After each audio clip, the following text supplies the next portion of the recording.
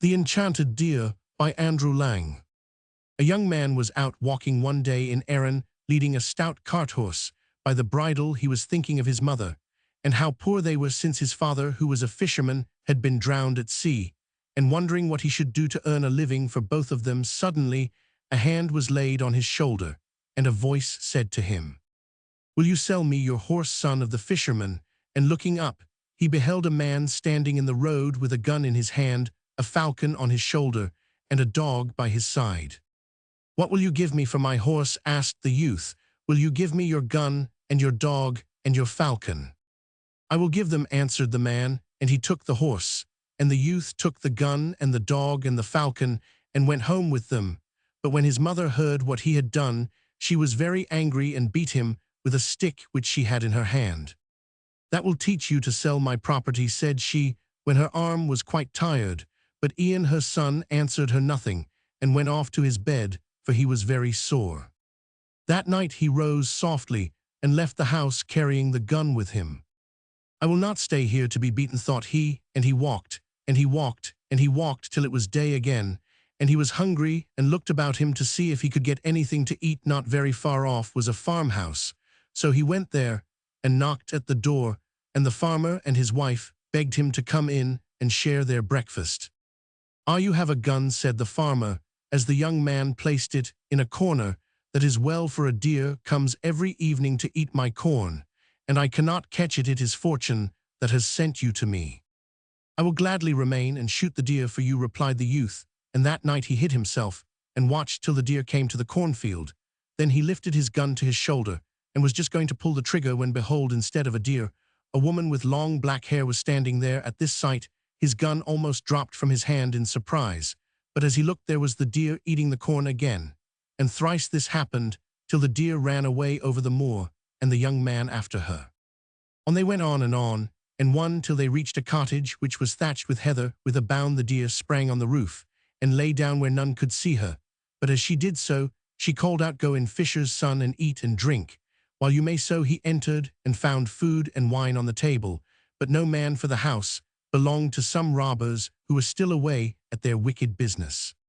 After Ian, the fisher's son, had eaten all he wanted, he hid himself behind a great cask, and very soon he heard a noise as of men coming through the heather, and the small twigs snapping under their feet. From his dark corner he could see into the room, and he counted 24 of them, all big, cross-looking men. "Someone has been eating our dinner," cried they, "and there was hardly enough for ourselves." "It is the man who is lying under the cask," answered the leader. "Go and kill him, and then come and eat your food and sleep, for we must be off betimes in the morning." So 4 of them killed the fisher's son, and left him, and then went to bed. By sunrise they were all out of the house, for they had far to go, and when they had disappeared the deer came off the roof to where the dead man lay, and she shook her head over him, and wax fell from her ear, and he jumped up as well as ever. "Trust me and eat as you did before, and no harm shall happen to you," said she. So Ian ate and drank, and fell sound asleep under the cask. In the evening the robbers arrived, very tired and crosser than they had been yesterday, for their luck had turned, and they had brought back scarcely anything. "Someone has eaten our dinner again," cried they. "It is the man under the barrel," answered the captain. "Let 4 of you go and kill him, but first slay the other 4 who pretended to kill him last night, and didn't, because he is still alive."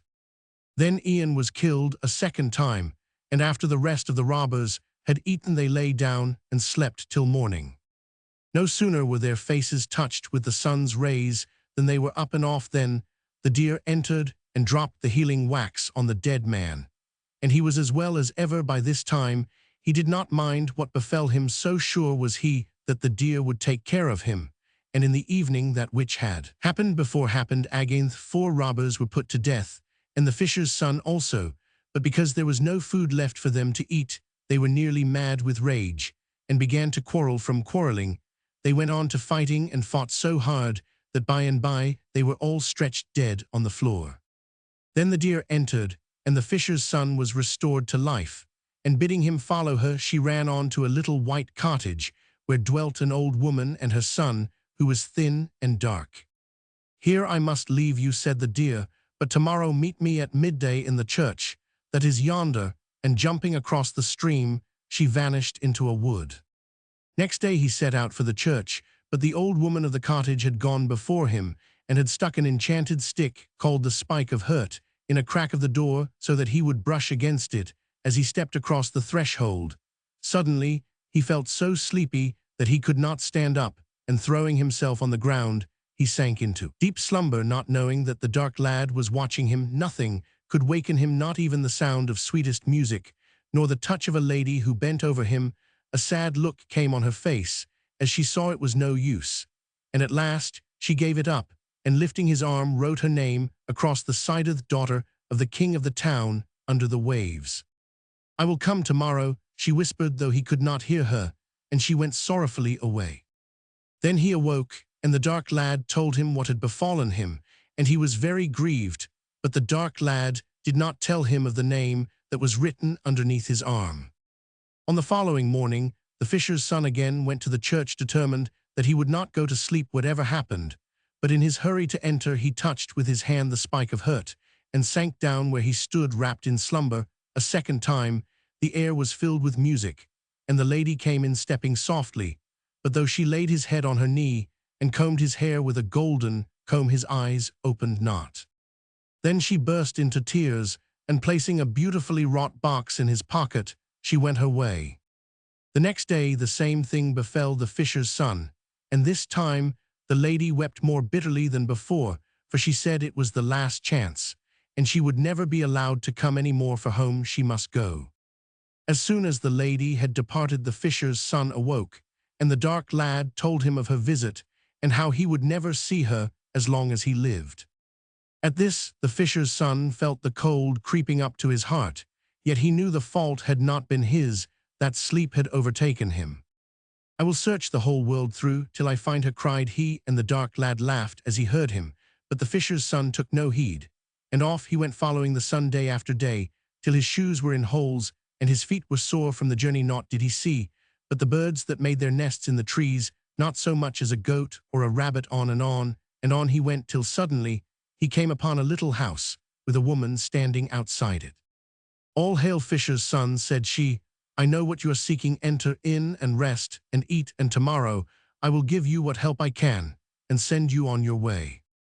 Gladly did Ian, the fisher's son, accept her offer, and all that day he rested, and the woman gave him ointment to put on his feet, which healed his sores. At daybreak he got up ready to be gone, and the woman bade him farewell, saying, "I have a sister who dwells on the road which you must travel. It is a long road, and it would take you a year and a day to reach it, but put on these old brown shoes with holes all over them, and you will be there before you know it. Then shake them off, and turn their toes to the known, and their heels to the unknown, and they will come home of themselves." The fisher's son did as the woman told him, and everything happened just as she had said.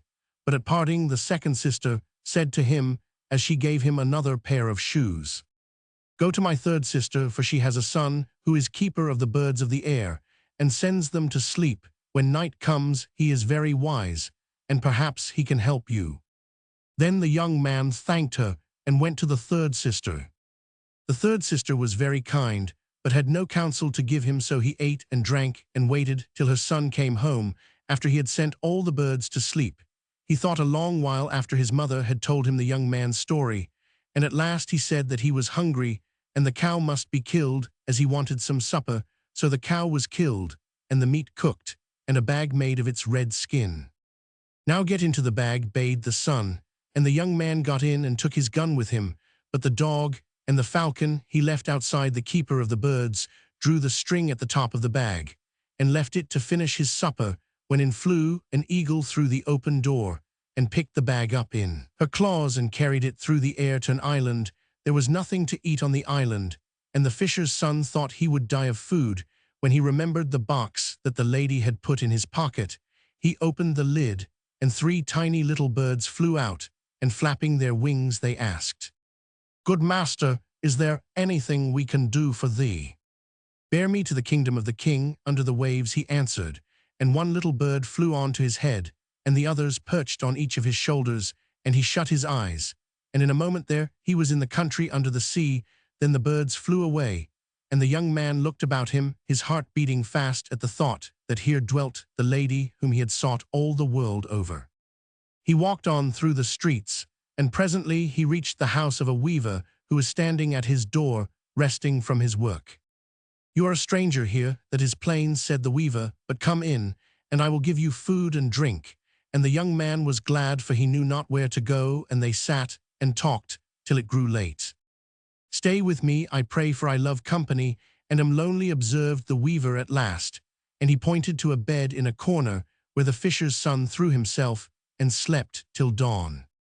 "There is to be a horse race in the town today," remarked the weaver, "and the winner is to have the king's daughter to wife." The young man trembled with excitement at the news, and his voice shook as he answered, "That will be a prize indeed. I should like to see the race." "Oh, that is quite easy, Anione can go," replied the weaver. "I would take you myself, but I have promised to weave this cloth for the king." "That is a pity," returned the young man politely, but in his heart he rejoiced, for he wished to be alone. Leaving the house, he entered a grove of trees, which stood behind, and took the box from his pocket. He raised the lid, and out flew the 3 little birds. "Good master, what shall we do for thee?" asked they, and he answered, "Bring me the finest horse that ever was seen, and the grandest dress and glass shoes." "They are here, master," said the birds, and so they were, and never had the young man seen anything so splendid. Mounting the horse, he rode into the ground where the horses were assembling for the great race, and took his place among them. Many good beasts were there which had won many races, but the horse of the fisher's son left them all behind, and he was first at the winning post. The king's daughter waited for him in vain to claim his prize, for he went back to the wood, and got off his horse, and put on his old clothes, and bade the box place some gold in his pockets.